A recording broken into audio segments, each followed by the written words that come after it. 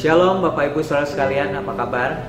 Hari ini kita akan membahas dengan topik yang baru, berbicara tentang bagaimana kita tetap tegar di tengah masa yang sukar. 5 bulan kita sudah melewati sebuah masa yang mungkin tidak pernah dipikirkan sebelumnya, ya. Yang kadang-kadang kita bertanya, di manakah Tuhan di tengah masa-masa sekarang ini? Orang ada yang menghadapi persoalan ekonomi, persoalan sakit penyakit, dan banyak persoalan-persoalan lain, terutama juga menyerang dalam sendi-sendi keluarga. Karena peristiwa 5 bulan ini kita menemukan angka perceraian begitu banyak sekali. Maka masa sukar adalah makanan sehari-hari dari orang percaya. Ada satu ayat bilang bahwa kemalangan orang benar banyak, tapi Tuhan melepaskan dari semuanya. Jadi orang percaya atau orang benar bukan berarti kita bebas dari kemalangan atau dari masa sukar.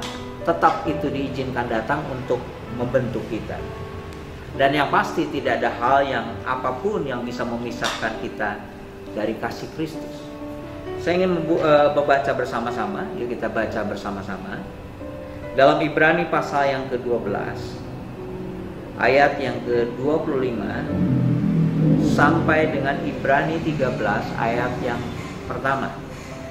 Ibrani 12 ayat yang ke-25 sampai dengan pasal 13 ayat yang pertama.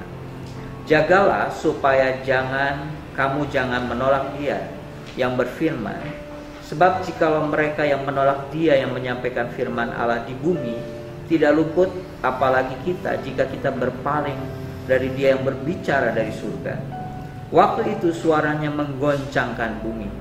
Tapi sekarang Ia memberikan janji, satu kali lagi aku akan menggoncangkan bukan hanya bumi saja, melainkan langit juga.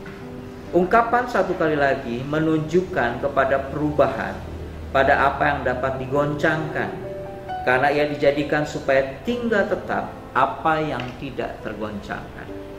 Jadi karena kita menerima kerajaan yang tidak tergoncangkan, marilah kita mengucap syukur dan beribadah kepada Allah menurut cara yang berkenan kepadanya dengan hormat dan takut. Sebab Allah kita adalah api yang menghanguskan. Pasal 13 ayat yang 1 dikatakan, peliharalah kasih persaudaraan. Saudaraku sekalian, dikatakan dalam ayat 26 bahwa satu kali Tuhan akan menggoncangkan bukan hanya bumi saja, bahkan langit pun akan mengalami yang namanya kegoncangan, ya. Ada kegoncangan banyak yang kita akan alami, kegoncangan ekonomi, kegoncangan kehidupan, ya. 5 bulan ini kita disodorkan sebuah goncangan yang mungkin bagi sebagian orang kenapa ini terjadi adalah bicara tentang COVID-19. Tapi yang pasti jangan pernah kita fokus kepada goncangan itu. Tapi marilah kita fokus kepada kerajaan yang tidak tergoncangkan. Dalam ayat yang ke-28 dikatakan, jadi karena kita menerima kerajaan yang tidak tergoncangkan. Saat kita fokus kepada goncangan, kita akan lemah. Kita akan bertanya-tanya, kita akan menjadi bimbang dengan keadaan yang ada. Tapi mari kita mulai punya perspektif, punya cara pandang bahwa atau fokus kita bukan kepada goncangan, tetapi kepada kerajaan yang tidak tergoncangkan. Ya, saya ulang lagi, jangan fokus kepada goncangan, tapi fokuslah kepada kerajaan yang tidak tergoncangkan. Kerajaan yang tidak tergoncangkan adalah berbicara tentang kehadiran Allah, pemerintahan Allah di setiap hati kita. Dan kerajaan Allah yang ditaruh di dalam setiap hati kita, Alkitab bilang tidak pernah akan tergoncangkan oleh hal apapun. Nah, hari ini kita mau ada 3 hal bagaimana sikap kita menghadapi goncangan demi kegoncangan. Bagaimana sikap kita fokus kepada kerajaan yang tidak tergoncangkan. Yang pertama tadi dikatakan, mari kita mulai mengembangkan sikap mengucap syukur. Menghadapi keadaan ini, kalau saudara ingin berada dalam posisi yang kuat, kondisi yang kuat, yang pertama, mari kita mengucap syukur. Mengucap syukur dalam segala keadaan. Mengucap syukur apa yang akan terjadi atau apa yang sedang terjadi yang kita alami. Yang kedua, fokuslah kepada, dikatakan beribadahlah kepada Allah menurut cara yang berkenan kepadanya dengan hormat dan takut. Sikap kita terhadap goncangan adalah yang kedua adalah beribadah kepada Tuhan dengan cara yang hormat, berkenan dan takut kepada Tuhan. Nah, saudara sekalian, kata ibadah dalam Alkitab dijelaskan ada beberapa pengertian. Yang pertama, ibadah bukan hanya sekedar kegiatan, tapi memang bagian yang lain disebut ibadah adalah berupa kegiatan, tapi juga berupa penyerahan hidup kita. Roma 12 ayat 1 dikatakan, mari kita mempersembahkan tubuh kita. Jadi yang disebut ibadah bukan hanya sekedar kegiatan, upacara atau kegiatan acara seperti ibadah minggu atau ibadah-ibadah yang lain, tapi kata ibadah punya makna adalah penyerahan hidup kita. Yang kedua, ibadah juga berbicara tentang berupa amal kebaikan kita kepada orang-orang yang berkekurangan. Jadi yang disebut ibadah sekali lagi bukan hanya sekedar kegiatan, meskipun itu bagian dari ibadah, tapi ibadah itu harus tergambarkan, terekspresikan ketika kita mulai mengembangkan sikap memiliki amal kebaikan kepada orang-orang yang berkekurangan. Maka dalam Yakobus 1 ayat 27 dikatakan ibadah yang sejati adalah mengunjungi yatim piatu dan janda-janda yang miskin. Artinya kepada orang-orang yang membutuhkan. Ya. Istilah tadi kegiatan dan penyerahan itu bahasa aslinya adalah latreo. Tapi berupa amal kebaikan bicara adalah tresia, ya, tresia. Nah, yang berikutnya dikatakan ibadah itu berupa keserupaan kita dengan Kristus. Kata aslinya adalah eusebia. Artinya sebuah ibadah yang terekspresikan kehidupan kita semakin serupa dengan Kristus.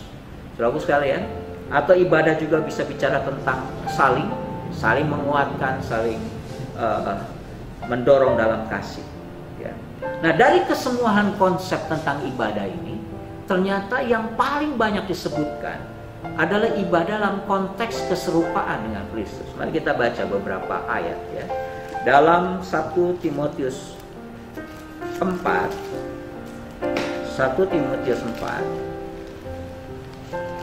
ayat 6 dan ayat yang ke-7 dikatakan begini. 1 Timotius 4 ayat 6b ya dan ke-7. 4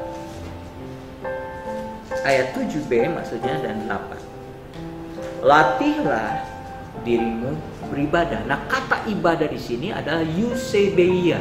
Artinya sebuah ibadah yang membuat kita semakin serupa dengan Kristus. Nah, kata eusebia itu artinya seperti Kristus, seperti Allah. Ya, ibadah itu membuat kita semakin serupa dengan Kristus. Apa dikatakan dalam 1 Timotius ya ayat 8, latihan badani terbatas gunanya, tetapi ibadah itu eusebia itu berguna dalam segala hal karena mengandung janji baik untuk hidup ini maupun untuk hidup yang akan datang. 1 Timotius 6 ayat yang ke-6 dikatakan begini.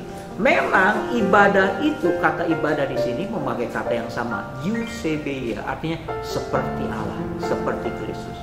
Kalau disertai rasa cukup, memberi keuntungan yang besar. Ayat 11. Tetapi engkau hai manusia Allah, jauhilah semuanya itu, kejarlah keadilan.